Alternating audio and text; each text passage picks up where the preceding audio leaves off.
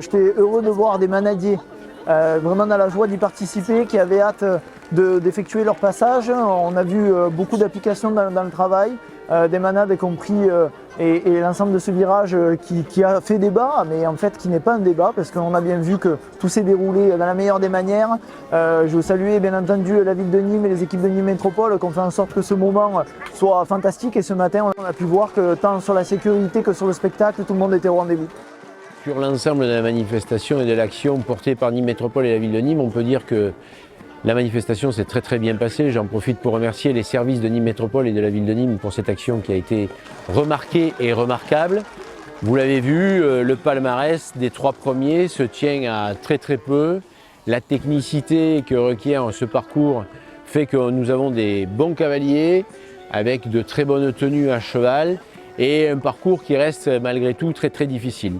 C'est un vrai succès, oui. Alors la météo nous a aidés, on n'a pas eu de pluie, merci. Et je pense qu'il y a quelques petits détails à régler sur les années à venir, mais on peut dire que tout le monde a joué le jeu. Et je dis encore bravo aux manadiers, bravo aux cavaliers, bravo aux attrapailleurs aussi qui ont été présents sur le tournant du Musée de la Romanité. C'est une grande édition 2024.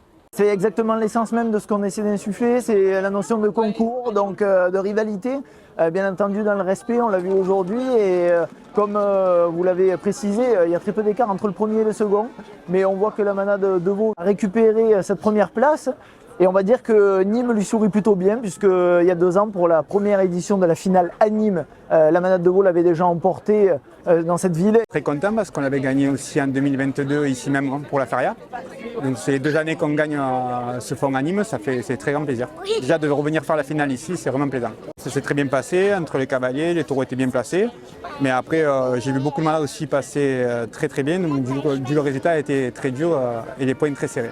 Déjà les demi-finales se font dans plusieurs villages, donc c'est quand même assez agréable et ça permet à certaines personnes de découvrir des villages, des fêtes dans certains villages qui ne connaissent pas l'habitude. Et que la finale par contre soit à Nîmes, je trouve ça très important, et que ce soit le cadre, même l'engouement, il faut que ça reste, la finale, il faut qu'elle reste à Nîmes. Après l'ensemble de ces fêtes votives qui ont couronné de succès cet été, on démarre l'automne de la plus belle des manières.